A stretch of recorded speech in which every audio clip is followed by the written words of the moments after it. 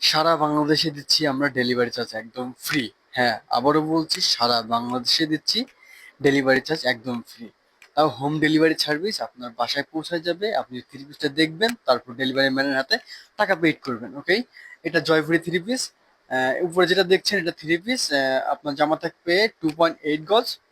আর নিচে যেটা আছে এটা আপনার দেখতে পাচ্ছেন, খুব সুন্দর কালার করা, খুব সুন্দর সিল্ক একটা ওড়না।